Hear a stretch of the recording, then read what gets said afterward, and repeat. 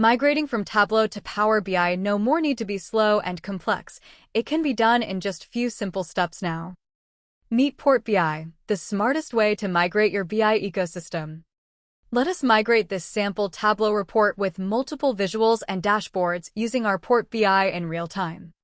Once inside the Port BI application, we need to select our destination BI, which is Power BI in this case. Give a name for the migration project and select the source BI as Tableau.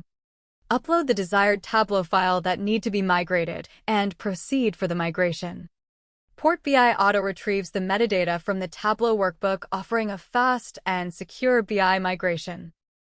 We can then proceed further by giving our consent to store the required information essential for the migration.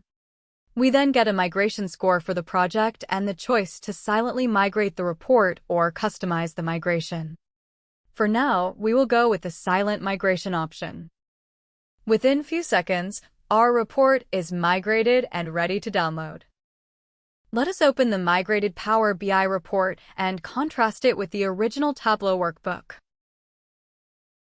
Experience the pixel-perfect accuracy in each and every single visual migrated to Power BI. Here's the side-by-side comparison. The original Tableau workbook on the left and the Power BI version created by Port BI on the right.